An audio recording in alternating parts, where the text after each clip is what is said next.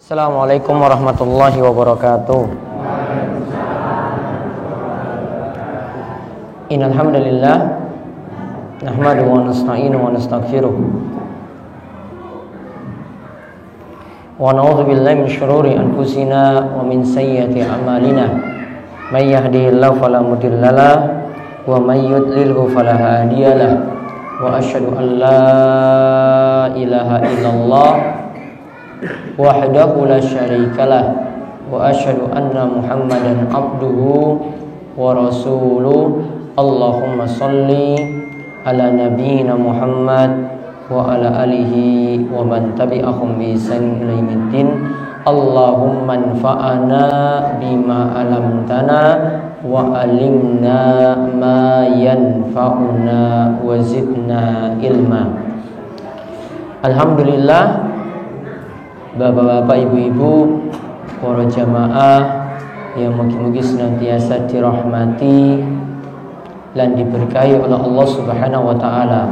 Kita bersyukur Allah Subhanahu wa taala masih paringi kita nikmat, masih memberikan kita kesehatan, umur panjang, waktu luang, sehingga di kesempatan sore hari ini kita bisa kumpul di masjid yang mulia untuk menanti buka puasa sarengan. Mugi-mugi Allah Subhanahu wa taala senantiasa memberikan kita kesehatan, memberi kita umur panjang yang diisi dengan ibadah, ketaatan pada Allah Subhanahu wa taala, dan mudah-mudahan kita senantiasa diberi keistiqomahan oleh Allah Subhanahu wa taala. Allahumma amin. Salawat dan salam semoga tercurah pada junjungan kita Nabi besar, Nabi agung kita, Nabi akhir zaman, Nabi kita Muhammad sallallahu alaihi wasallam. Siapa saja yang bersalawat kepada Nabi sekali, maka Allah akan membalas salawatnya sebanyak 10 kali. Alhamdulillah, hari ini kita berada di hari ke-8 saking bulan Ramadan. Betul nggih? Ke-8 nggih? Ya. Kita masih berada di awal-awal bulan Ramadan, masih hangat-hangatnya kita melaksanakan puasa Ramadan ini. Mudah-mudahan puasa kita selama 8 hari ini menjadi puasa yang bernilai amal soleh, dan Allah Subhanahu wa taala membalas dengan pahala yang melimpah di sisi Allah Subhanahu wa taala. Allahumma amin. Menjelang berbuka ini, kita akan merenungkan satu ayat, yaitu yang membicarakan tentang satu amalan yang kalau kita jaga di bulan Ramadan ini, amalan ini kalau kita jaga akan berbuah kebaikan yang begitu banyak, yaitu perintah untuk memperbanyak doa pada bulan Ramadan. Saat kita jalani puasa, diperintahkan untuk banyak berdoa seperti ini. Sebelum kita masuk, kenapa di bulan Ramadan ini kok doa itu lebih diijabahi oleh Allah Subhanahu wa taala? Yang pertama, karena kemuliaan waktu. Karena kita berada di bulan Ramadan. Karena kemuliaan waktu ini bulan suci, maka doa-doa itu lebih didengar. Karena ini bulan suci, maka doa-doa itu lebih didengar oleh Allah Subhanahu wa taala dibanding bulan yang lain. Di samping itu, dilihat dari keadaan kita. Keadaan kita saat puasa ini keadaan yang sangat bagus. Perutnya dalam keadaan lapar, kerongkongannya niku haus sekali. Maka kalau kita panjatkan doa pada Allah Subhanahu wa taala, doa kita itu benar-benar didengar oleh Allah. Maka manfaatkanlah waktu, karena dua sebab ini. Ini bulan suci Ramadan. Juga keadaan kita saat puasa juga keadaan yang mulia. Nah, dalam keadaan perut lapar, dalam keadaan sangat haus, keadaan kita menjalankan ibadah yang mulia, maka doa itu benar-benar didengar oleh Allah Subhanahu wa ta'ala. Dan satu dalil yang menunjukkan hal ini yaitu firman Allah yang disebut dalam surat Al-Baqarah 186. Walaupun ayat ini menjelaskan perintah doa secara umum, namun karena berada di tengah-tengah ayat yang membicarakan tentang puasa, Bapak niki majeng mawon majeng. Ayo majeng mawon ayo. Ini yang baru datang biar bisa ngisi di belakang. Apa di sisi ler niki lho. Ayo.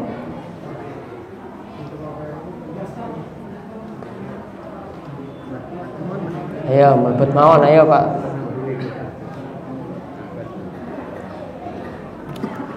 Ayo cerak-cerak mawon mboten masalah kok. Men iso nambah ilmu. Taib. Ayat ini surat Al-Baqarah 186 ini terletak pada ayat-ayat yang membicarakan tentang masalah puasa. Maka karena terletak pada ayat-ayat yang membicarakan pada puasa, para ulama simpulkan tentu doa saat kita berpuasa itu mudah dikabulkan oleh Allah Subhanahu wa ta'ala. Nanti kalau akan sebutkan 3 waktu terkabulnya doa pada bulan Ramadan ini. Kita lihat ayat ini terlebih dahulu. Allah Subhanahu wa ta'ala berfirman, "Wa idza sa'alaka 'ibadi 'anni fa inni qarib. Ujibu da'watad da'i idza da'an. Falyastajibu li wal yu'minu bi la'allahum yarshudun." Allah Subhanahu wa ta'ala berfirman, jika hambaku bertanya tentangku, tentang Allah, maka jawablah, aku itu dekat. Allah itu dekat, qarib. Allah itu dekat. Aku akan kabulkan setiap permintaan dari orang yang berdoa. Setiap doanya itu akan dikabulkan oleh Allah Subhanahu wa ta'ala. Oleh karena itu, falyastajibu li, maka taatlah kepadaku, banyak-banyak ibadahlah kepadaku, wal yu'minu bi, dan berimanlah kepadaku, la'allahum yarshudun, semoga mereka-mereka itu mendapatkan petunjuk. Disebut di sini yang pertama kita simpulkan Allah itu dekat. Namun bukan berarti Allah berada di samping kita pas di dunia ini, bukan. Allah bukan berada di muka bumi, karena tidak mungkin Allah itu berada dekat dengan kita sama-sama di muka bumi ini, tidak mungkin. Yang ada kalau kita ingin tahu keberadaan Allah, zat Allah Subhanahu wa ta'ala menetap tinggi di atas arsy-Nya. Arsy itu di atas langit sana. Langit itu 7 lapis. Langit itu 7 lapis. Allah berada di atas itu semuanya, di atas seluruh makhluknya. Maka ketika Allah itu menyebutkan keberadaannya, Allah sebut Ar-Rahmanu 'alal arsy istawa. Ar-Rahman yaitu Allah ya berada di atas arsy. Ngertos arsy? Arsy, ngertos arsy? Arsy itu makhluk Allah yang paling besar. Rumah kita ini masih kecil dibandingkan dengan arsy Allah Subhanahu wa ta'ala. Arsy Allah itu begitu besar. Ibarat arsy itu ibarat kalau ada cincin. Nabi SAW sebut, kalau ada satu benda kecil kita lempar di padang pasir, itu bandingkan antara bumi ini dengan arsy yang dimiliki oleh Allah Subhanahu wa ta'ala. Arsy itu sangat besar sekali. Makanya di antara doa yang Nabi SAW anjurkan ketika kita menjenguk tiang sakit, As'alallahal azim Rabbal arsyil karim Rabbal arsyil azim ayyashfik. Yaitu Nabi SAW mengajarkan kalau jenguk tiang sakit, maka bacalah doa berikut. As'alallahal azim, aku meminta kepadamu ya Allah yang maha agung, maha besar. Rabbal arsyil azim, Rabb ars, artinya Allah itu yang memiliki ars, al-azim, ars yang maha besar. Ayyashfik, sembuhkanlah engkau orang yang sakit. Jadi ketika kita jenguk tiang sakit, banyak-banyak doakan orang sakit tersebut. Doanya pripun, pokoknya kalau nggak ngerti bahasa Arab, pokoknya doakan kebaikan kepada dia, mungkin cepat sembuh dari penyakit yang ada. Atau ada doa yang singkat yang diajarkan oleh Nabi SAW, la ba'sa tahurun insyaallah. Mungkin penyakit itu membawa penghapus dosa, disucikan dari dosa dengan penyakit yang ada.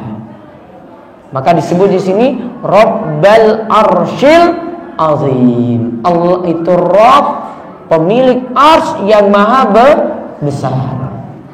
Maka kalau kita perhatikan di sini, Allah memiliki ars yang begitu besar dan Allah berada maha tinggi di atas arsnya. Maka pengertian Allah itu dekat di sini, ilmu Allah begitu dekat dan Allah itu sangat-sangat mengabulkan setiap doa dari orang yang memanjatkan doa. Kita rata-rata yo minimale setiap bar salat niku manjatkan doa. Betul nggih? Nggih, manjatkan doa pada Allah Subhanahu wa taala niku angsal. Bisa juga kita panjatkan doa nanti yang kami sebut di sini 3 waktu mustajab, terkabulnya doa. Dan ayat ini menunjukkan Allah begitu dekat, artinya setiap orang yang berdoa Allah akan kabulkan doanya asalkan memenuhi syarat-syarat dan tidak ada penghalang terkabulnya doa. Ya, itu ada. Doa kita itu sulit terkabul itu ada sebabnya. Di antara sebab penting, kalau kita makan makanan yang haram atau berpenghasilan yang haram, itu akan sulit membuat doa itu terkabul. Contoh makanan haram apa? Contoh makanan haram? Makanan sing haram. Nah, niku dari hasil pekerjaan. Makanan sing zate ki haram. Bangke, sapi wis mati didol. Nggih, hasilnya niku haram. Bangkai juga ini dari sapi yang telah mati tadi juga haram untuk dimakan, maka tidak boleh. Kiri anjing haram apa halal? Haram apa halal? Haram. Nggih, niku haram. Iwak laut halal thayyiban. Nggih, halal, ora masalah. Malah itu lebih sehat karena nggak pakai obat-obat untuk gemukan, nggak ada. Namun kalau iwak ayam ya kadang pakai penggemukan. Dari sisi kesehatan itu kadang kurang bagus. Niki lauknya apa? Sing buka niki? Ayam apa iwak laut? Ayam ya wis kebacut ayam ya wis ayam. Contoh makanan yang haram lagi itu dari sisi pekerjaan, nipu, nyolong, korupsi, nggih, kerja dengan pekerjaan-pekerjaan yang haram. Ini penghasilannya haram, masuk ke perut.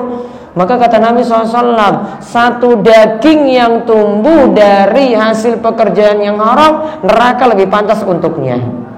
Satu daging yang tumbuh dari pekerjaan yang haram, maka neraka lebih pantas untuknya. Hati-hati. Ini terutama para suami yang kerja, hati-hati, masukkanlah makanan yang halal pada perut istri maupun perut anak. Jangan sampai dimasukkan yang haram. Juga secara zat niku kalau penting untuk ingatkan, kalau codot niku halal apa mboten? Codot niku halal apa mboten? Niku kalau terangkan karena ini sebagian masyarakat ini dereng paham.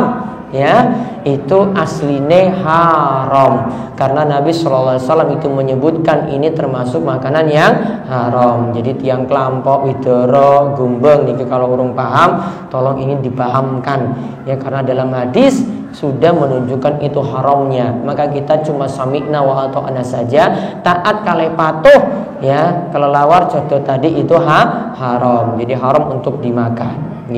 Jadi tidak boleh dikonsumsi. Walaupun makannya itu cuma dari buah-buahan, namun kalau disebut dalam hadis ini haram, maka tetap haram. Nah, sebab dari terkabulnya doa itu intinya paling penting kita jauhi makanan-makanan yang diharamkan. Dan kalau kita lihat di sini ada sebab lagi doa itu bisa dikabulkan oleh Allah Subhanahu wa taala. Dikatakan falyastajibu li wal yu'minu bi. Disebutkan sini dua syarat.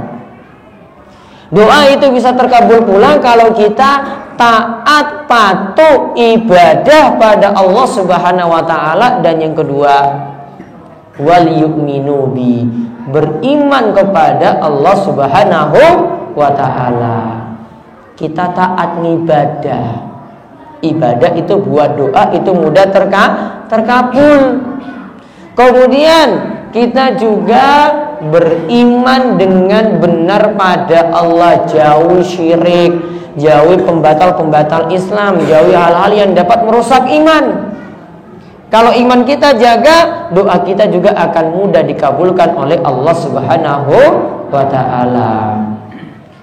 Dan di sini dikatakan ujibu da'watad da'i iza da'an. Aku akan kabulkan doa dari orang yang berdoa kepadaku, berdoa pada Allah. Jadi Allah tidak mungkin menyia-nyiakan orang yang berdoa pada Allah. Kita disunahkan setiap berdoa kan mengangkat tangan. Tangannya pripun? Ngene nggih. Coba tangannya diangkat. Ya, orang yang ngisor. Ya, karena kalau dibawa, wong ngemis saja tuh nggak pernah ada yang dibawa minta Pak, ngemis Pak, sewu Pak, nggak mungkin dibawa, nggak mungkin. Pasti di atas. Maka minta pada Allah Subhanahu wa taala juga di atas seperti ini. Tangannya rapat, coba rapat. Ya, niki dibuat rapat biar kalau diberi sak miliar nih orang kecer. Ya, kan arah jalan sak miliar kan. Nah, ya, berdoa seperti ini. Bisa meminta dengan kedua telapak tangan itu dihadapkan ke langit. Ada juga menyebutkan gini, dihadapkan ke bagian dalam ini, dihadapkan ke dada kita atau ke wajah kita langsung. Dihadapkan seperti itu. Lalu panjatkan doa apa yang diminta ketika itu. Dan dalam hadis disebutkan kalau kita berdoa kepada Allah dengan benar, selama doa tadi nggak nyakiti tetangga, nggak nyakiti orang lain, nggak zolimi orang lain, doa itu akan mudah dikabulkan. Maka kata Nabi SAW, Allah tidak mungkin kembalikan tangan kita ini dalam keadaan hampa, kosong, nggak ada isi. Maka setiap orang yang berdoa pada Allah Subhanahu wa taala, Allah akan mudah kabulkan doanya. Minta untuk sembuh penyakit, Allah akan kabulkan. Minta untuk utangnya yang 1 miliar tadi itu, untuk lunas, Allah juga akan kabulkan. Namun nggak ada tau utang 1 miliar tau? Ya, paling guru 1.000, 2.000 ya. Pokoknya doa apapun itu minta pada Allah Subhanahu wa taala. Kalau di bulan Ramadan ini ingat ada 3 waktu utama untuk berdoa. Oke, ada 3 waktu utama untuk berdoa. Yang pertama, saat waktu sahur. Sahur biasanya jam pinten ibu-ibu? Nah, jam 3:30 nggih. Ketika makan sahur tadi di samping isi perut, ya kan perutnya diisi nggih? Ya diisi kalian apa? Yang nggih apa? Hah? Ya tiwul apa sego apa oseng-oseng ya. Terserah untuk apa menunya terserah. Ketika kita makan sahur, kita punya aktivitas makan, jangan lupa juga untuk memanjatkan doa pada Allah. Karena disebutkan oleh Nabi SAW, yanzilu rabbuna tabaraka wa ta'ala ila sama'id dunya. Allah itu turun ke langit dunia pada 1/3 malam terakhir. Allah itu turun ke langit dunia pada 1/3 malam terakhir. Siapa yang manjatkan doa pada Allah, kata Nabi, Allah akan perkenankan doanya. Minta apapun di sepertiga malam terakhir, di waktu sahur tadi, Allah akan mudah kabulkan doanya. Banyak-banyak doa setelah makan sahur. Ya Allah, aku duwe utang oke, ya Allah kabulkan ya Allah. Ya Allah, anakku ini biar cerdas, biar jadi wong soleh, jadi wong pinter. Ya Allah, jadikanlah dia anak soleh. Ya Allah, suamiku yang urung-urung sadar sholat, ya Allah beri hidayah, beri petunjuk. Suami itu didoakan, nggih. Orang istri nggih, ibu-ibu nggih, doakan suami. Kalau suami urung sadar, kalau yakin ini, masya Allah suaminya ini rajin-rajin sholat, ya rajin-rajin sholat tuh bapak. Nggih rajin nggih. Oh saiki doakan istri, ya Allah istriku sing biasanya muring-muring, ya sing biasanya marah-marah terus, ya Allah beri taufik, beri hidayah pada istriku biar jadi anteng, nggih enggak minta macam-macam. Ya. Doakan istri seperti itu ketika waktu saat sahur. Niku sing pertama. Nomor kalih, ketika kita puasa, siang hari puasa, kan perutnya tadi lapar, lemas, lapar, ngantuk. Saat puasa siang hari, perbanyak doa juga pada Allah Subhanahu wa taala, karena disebutkan dalam hadis 3 doa yang tidak mungkin tertolak. Ada 3 doa yang tidak mungkin tertolak, yaitu kata Nabi SAW, as-shaimu hatta yuftir. Doa dari orang yang puasa sampai nanti berbuka puasa. Jadi di siang hari kita berdoa juga Allah memperkenankan doa-doa kita. Maka jangan lupakan doa kebaikan untuk siapapun ketika kita berpuasa. Nomor 3, niki buka puasanya jam pinten? 5:31. Ketika kita berbuka puasa, ini juga waktu terkabulnya doa. Mangga kula tolong ya, sebelum buka puasa tolong nasi kotaknya itu jangan dulu dibuka. Ditahan dulu. Nggih. Wedang putihnya itu disiapkan. Rokoknya belum disiapkan, nanti. Nggih. Niki wedangnya dulu. Ya. Ketika buka mulai dengan maca bismillah. Bismillah. Lalu siap wedangnya tadi. Ya, kalau nggak ada kurma ya air putih, ya siapkan terus diminum. Bismillah. Urat-urat ini sudah basah. Lalu baca zahabadz dhama'u wa batalatil uruqu wa sabatal ajru insyaallah. Niki dereng hafal doa niki? Dereng hafal. Oh, berarti guru mikir maam terus iki. Ya Allah, bapak-bapak ini orang mikir doa, mikir maam terus. Makanya kula tuntun nggih, nanti kalau waktu buka kula tuntun, biar buka puasanya niku berkah. Setelah baca doa tadi, zahaba dhamma'u wa badalatil uruqu wa sabatal ajru insyaallah, kita banyak doa lagi. Niki semua sudah ngadap kiblat.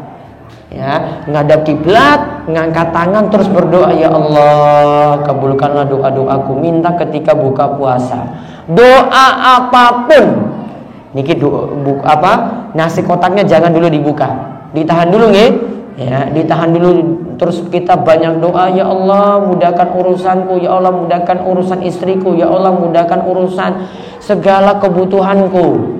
Mudahkanlah urusan usahaku, warungku, seterusnya. Apa yang diinginkan ketika itu doa dulu, baru kemudian nyantap makanan nasi kotak yang sudah disediakan. Karena Nabi SAW katakan doa saat buka puasa itu doa yang tidak tertolak. As-shaumi hina yuftir. Doa yang terkabul juga doa orang yang puasa ketika dia itu buka puasa. Kiri 2 menit, ya tinggal 2 menit ini ya. Maka saat buka puasa perbanyak doa juga pada Allah Subhanahu wa taala. Kesimpulannya di bulan Ramadan ini ada 3 waktu terkabulnya doa. Yang pertama waktu sahur. Yang kedua saat puasa siang hari. Yang ketiga saat buka puasa kita maca dulu bismillah. terus santap minum. Ya, wedangnya dulu disiapkan, rokoknya disimpan dulu nggih. Ya, rokoknya disimpan, diangkat dulu nanti sesuk, nanti bar poso. Ya, nanti setelah 1 bulan penuh. Iki gur nanggung loh, 13 jam. Ya tinggal lanjut aja sampai subuh. Nanti sesuk lanjut lagi puasa terus seperti insyaallah iso leren rokok. Ya, iso berhenti rokok. Orang nanggung-nanggung terus loh dilakoni. Ya. Ini tinggal 13 jam, berarti tinggal 11 jam lagi, tahan terus. Ini mulutnya ini disibukkan ya, jangan sibuk untuk merokok terus. Ya, maka ketika buka maca bismillah, terus minum air putihnya, terus baca zahaba dhamma wa abtalatil uruqu wa sabatal ajru insyaallah, lalu kemudian banyak doa. Maka doa buka puasanya nanti kalau sudah waktu berbuka kula tuntun. Nggih niku adalah amalan yang mesti kita pahami di bulan Ramadan ini. Intinya bulan Ramadan ini waktu terbaik untuk kita banyak-banyak doa pada Allah Subhanahu wa ta'ala. Maka doa apapun panjatkan di bulan Ramadan, di siang hari, di malam hari, saat kita puasa, saat kita makan sahur, saat kita berbuka, terus berbanyak doa pada Allah. Karena waktu-waktu yang ada tadi waktu mustajabnya doa. Mungkin Allah memperkenankan doa-doa kita, segala urusan kita dimudahkan oleh Allah Subhanahu wa taala, segala penyakit berat itu diangkat, segala utang yang memberatkan juga dimudahkan, dan Allah memudahkan setiap urusan kita, usaha bisnis kita dan pekerjaan kita, dan mudah-mudahan Allah mengabulkan setiap doa-doa kita yang lainnya. Allahumma amin. Nggih niku mawon untuk pengawasan kita menjelang berbuka ini sambil menunggu waktu kurang 1 menit ya, kita siap-siap menunggu buka puasa. Nggih. Demikian wabillahi taufiq wal hidayah wa ridha wal inayah. Wassalamualaikum warahmatullahi wabarakatuh.